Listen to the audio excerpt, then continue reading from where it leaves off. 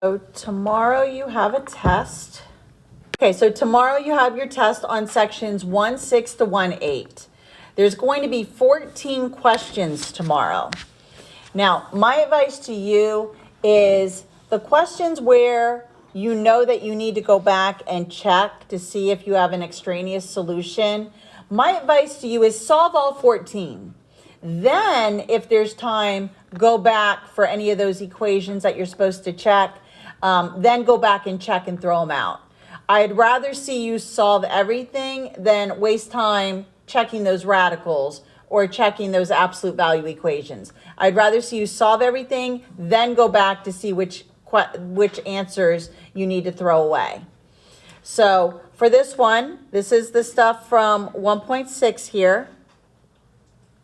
So from 1.6, this is where we learned how to solve the equations. We solved polynomial equations. Hopefully this will focus here.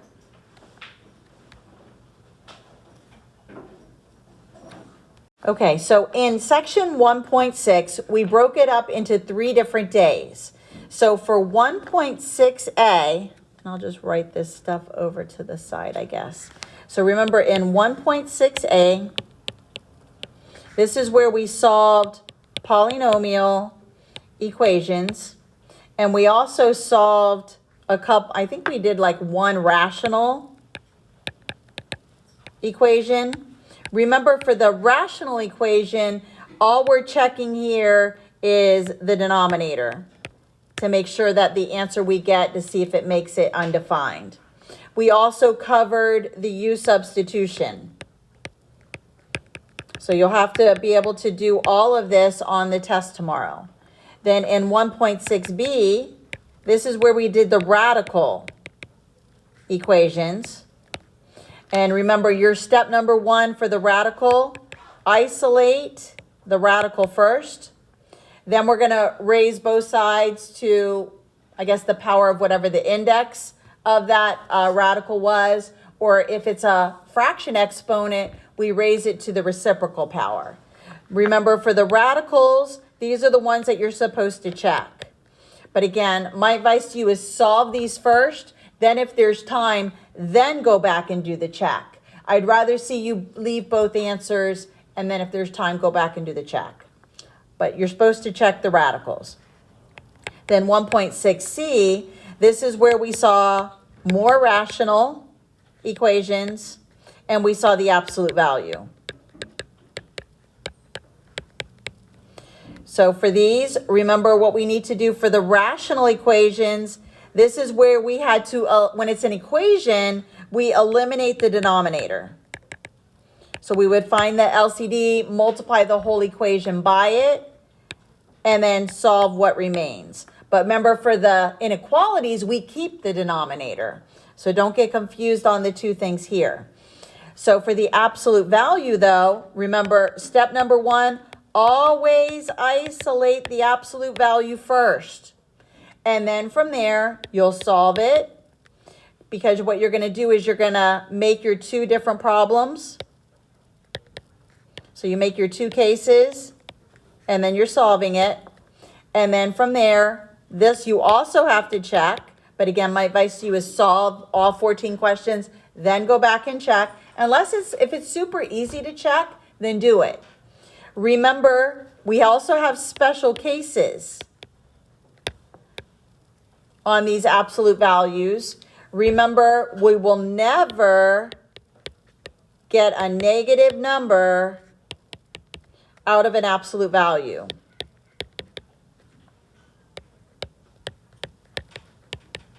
So that would be the special case for the equations. So for example, if I had something like x plus 4, and then if I said equals -5, this will never happen. This is no solution. So make sure you understand that. Just remember, isolate this thing first. And then from there, check and see if there's a negative number, stop and say no solution. But if it's positive, then you make the 2 problems.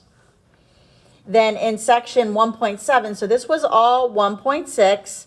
And notice all these questions here that are on this page here of the review. These are all 1-6. Then 1-7, that's where we started the inequality. So notice all of these have equations. Let's see here. Then in 1-7, this is where we started the inequality stuff. So 1.7, this is where we did linear inequalities. And this was probably a review of stuff you've done in Algebra 1 and in pre-algebra. What was probably new to you is the interval notation. All answers are going to be written in interval notation. Now, also in this lesson, we also learned about absolute value inequalities.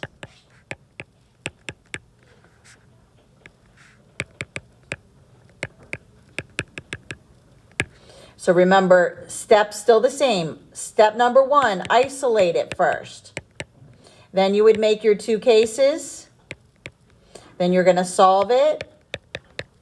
And then you're going to write it in interval notation. This one also has the special cases.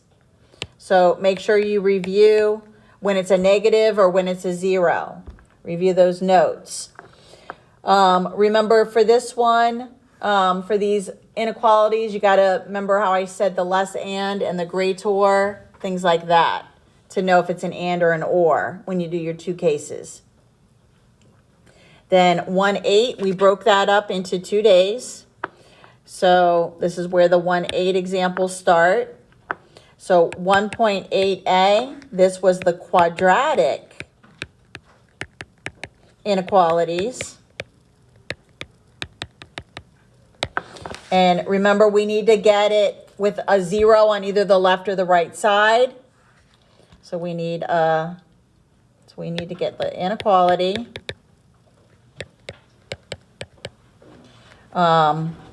With either a 0 on the left or the right. Then we're going to solve the quadratic as equal to 0.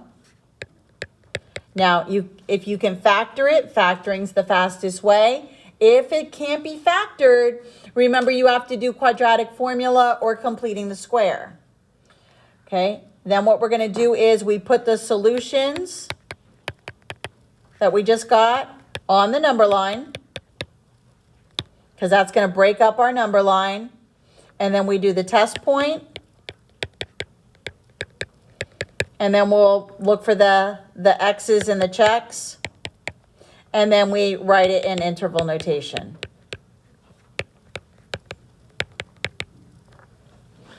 And then 1.8b, this is where we saw the rational inequalities. And then again, same idea. We need to get a 0 on the left or the right. And then what we're going to do is combine it into one fraction. So we need to keep the denominator on these rationals. For the equation, we get rid of it. So we're going to combine into one fraction. We're going to keep the denominator because we have to set that equal to 0. So we set the numerator equal to 0 and the denominator equal to 0. Then we're going to add these solutions to the number line. And these are going to be, we're going to look for a test point. So we'll use a test point to figure out our X, our check, our X, our check, whatever it happens to be. And then we write our answer in interval notation. So this is a little synopsis of what you had to do in each one of the lessons that are on the test tomorrow. So you already have this review, and I know it was hard to see, but they've got all the examples there with the work. I have the class kick that we can do. I'm also going to put another file up. It's got some warm-ups that it's going to have like examples from each one of the lessons, and you can also use that to study. So anybody who's looking for more practice problems, you can either use this review, the warm-up that I posted, or the class kick, and then I'm also going to post a warm-up file. So what we could do right now is go through the class kick if you would like, because it's kind of short, or would you rather me explain some of these problems that are in the review? Remember, for your test points, I always like to plug in 0, but if you get 0 as one of your answers, you can't use that as a test point. You have to pick a number that's not one of your solutions.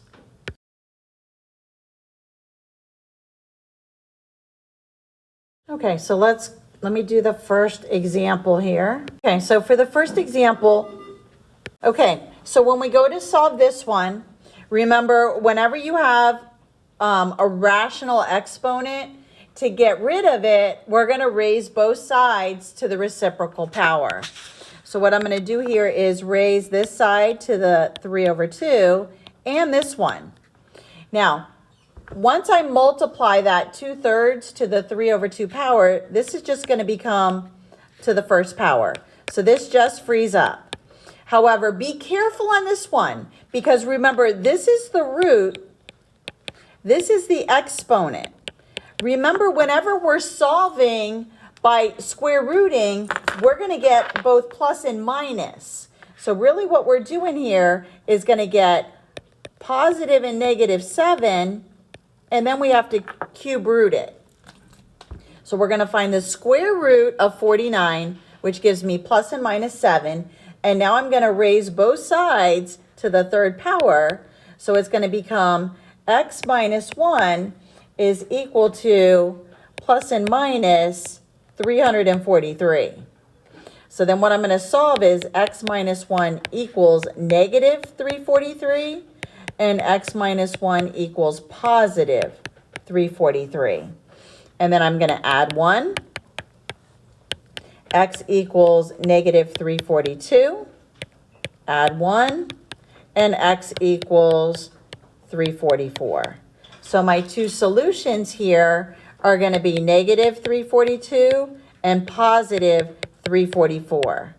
Okay, and you can just write them on the line. So again, remember, whenever you're solving something and you're square rooting it, when you're solving for an x, you get both plus minus. If you forget that, you're going to only end up with one answer. So make sure you pay attention to that. The next one I'm going to do use substitution on. All right, so both of these questions, this first one and this next one, I would really be paying attention, because more than likely you might see something like this on the test tomorrow. So what I'm going to do is, technically, when you do this use substitution, you don't have to use the letter u. You can use whatever variable you want. But I'm going to go ahead and I'm going to set my middle term to equal u. So u is going to equal the x minus 1 to the 1/3 power.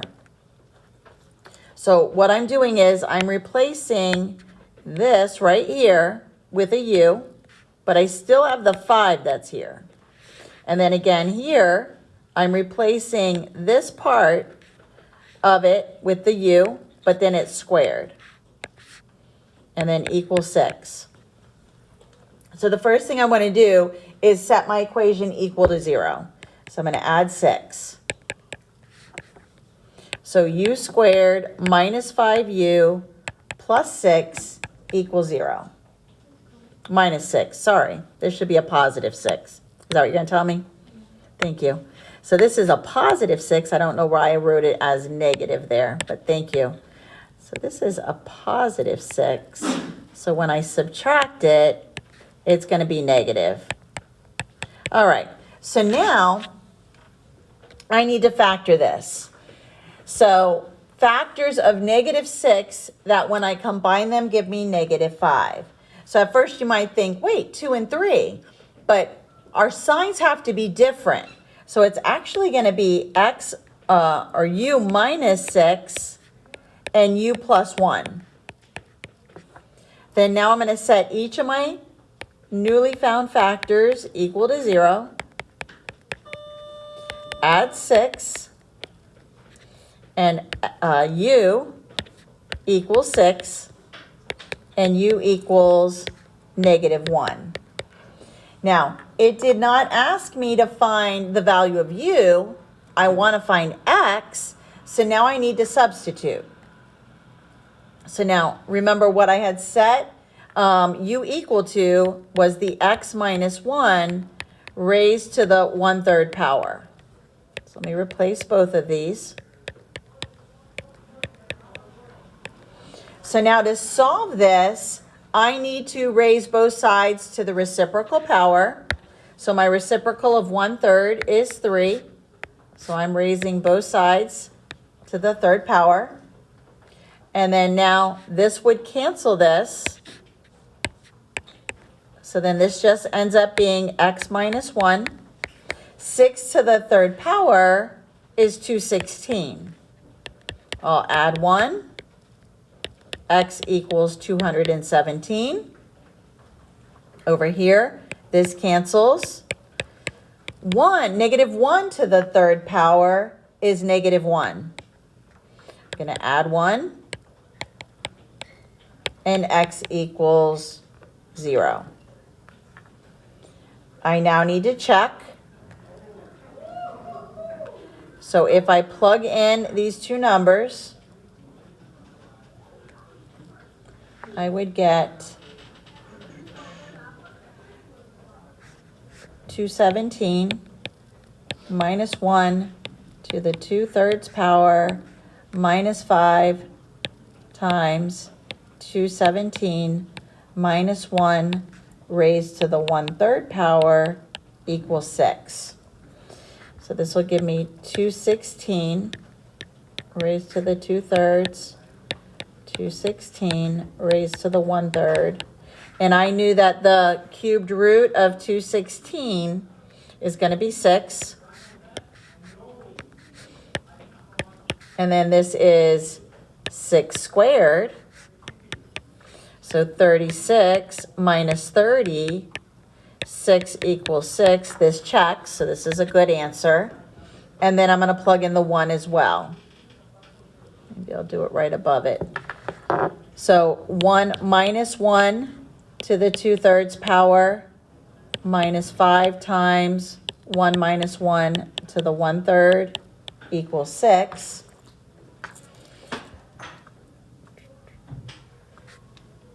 I'm sorry, this should have been a 0. This is a 0. All right, so -1 to the 2/3 power, -5 times -1 to the 1/3 power is 6.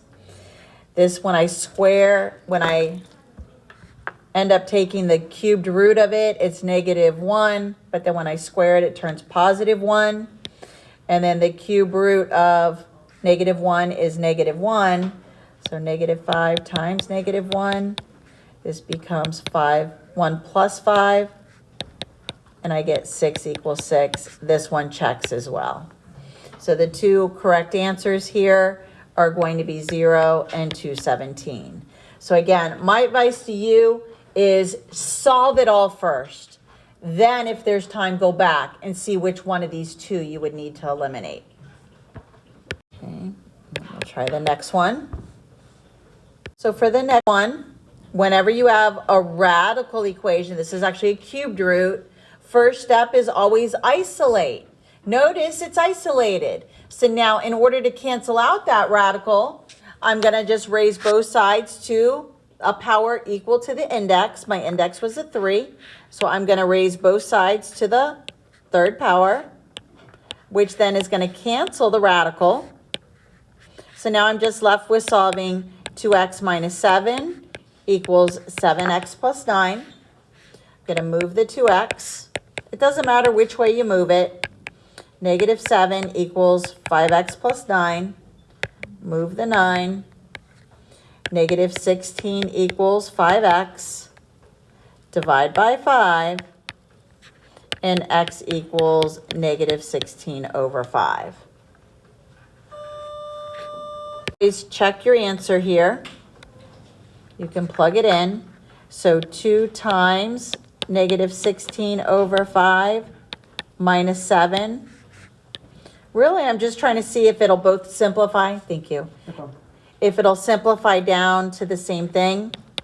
So 7 times negative 16 over 5 plus 9. This, I can't simplify anything diagonally. I would get negative 32 over 5 minus 7. And then I could do a common denominator here. And I can get negative 32 over 5. I could make this 35 over 5. 32 plus 35. 67 over 5. And then do the same thing over here. And then 16 times 7 is 112 over 5. I'm going to make this 45 over 5. And then when I subtract 112 and 45, I get negative 67 over 5. And I don't need to worry about finding the cube root of this. I just need to make sure that these two were equal. And they are. So this is a good answer. Try the next one, another radical equation. Again, step number 1, isolate the radical. So I'm going to move one of these to the other side. So I'm going to move this one. So I get x minus 24 is equal to 2 minus the square root of x. I need to get rid of a radical. I'm going to have to do it twice. So I'm going to square both sides. Squaring the left side just makes this thing come out of the radical. The other side, though, I have to FOIL it.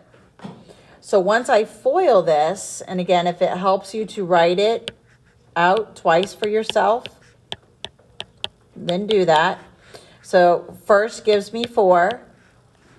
Outside gives me negative 2 square root x. Inside gives me the same thing. And then last gives me just positive x. So then these two I can combine. So this side now becomes 4 minus 4 square root x plus x. I need to isolate my radical again. So I'm going to move this 4 and move this x to the other side. Just going to do it all in one step. So now notice over here, the x's are going to cancel on both sides. So this cancels, this cancels. So then I'm just left with negative 28 is equal to negative 4 radical x. So what I need to do again is I can either divide this. Let me go ahead and divide this and isolate it. So let me divide by negative 4. And I get 7. You can also leave the 4 there, but then I'm just left with the square root of x.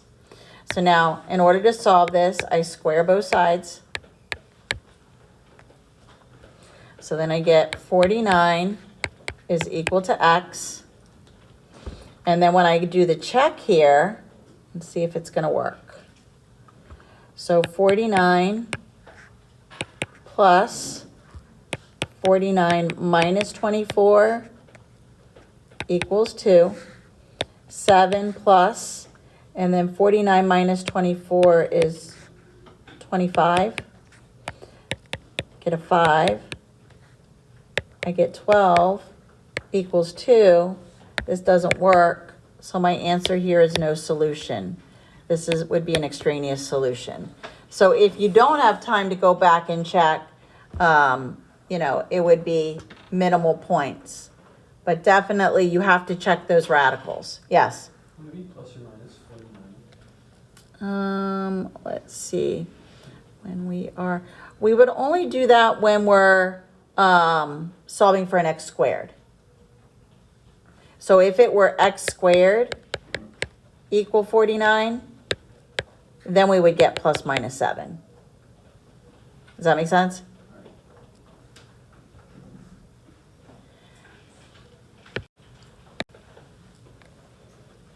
So here's a quadratic inequality. So remember, we're going to solve it as if it's an equal sign. That'll give us our breaking points on our number line, and then we do a test point. So I need to get a 0 here. So I'm going to go ahead and move the 4 to the other side. So 2x squared minus x minus 4, and I'm going to do it as equal to 0. So I need to factor this thing. Factors of -8, that would give me 1. It's not factorable. So I need to do quadratic formula. So my a is 2, my b is -1, my c is -4. So opposite of b, plus or minus b squared minus 4 times a times c. All divided by 2 times a. So I get 1 plus or minus 1 plus 16 times 2, 32. Divide by 4. I'm going to add what's under there. I get square root of 33. So now, I'm not using a calculator, so we're going to have to approximate this. And you're going to have to do this on the test tomorrow. So I get 1 minus root 33 over 4 and 1 plus root 33 over 4. So what I recommend you do is figure out where the square root of 33 falls in between. So the two perfect squares that it's in between are going to be 25 and 36. And then when I square root this, notice it's closer to this one. So it's definitely going to be greater than 5.5. I'd say maybe 5.7. Just approximate it as best as you can. So then this is really like about 1 minus 5.7 over 4 and 1 plus 5.7 over 4. So then this is actually going to give me negative 4.7 divided by 4. All I care about is this is a negative number. I don't care about its exact value. And this is 6.7 over 4. So that just tells me my 0 is going to be located right here in the middle. So then from there, now what I'm going to do is plug in 0 into the original. So 2 times 0 squared minus 0 less than or equal to 4. 0 minus 0, 0 less than or equal to 4. This checks. So this tells me that we're going to get a check mark here in the middle because that worked where the 0 was, and these two sides are x's. So in interval notation, my answer is going to go from, with a bracket, because it had less than or equal to, it's going to be 1 minus root 33 over 4 and 1 plus root 33 over 4. And they're both with brackets because the check mark is in the middle. It's that segment. If you were to graph this, it would have been brackets and brackets. Again, all we cared about was that this radical was negative, this one was positive, so I knew 0 was right smack in the middle.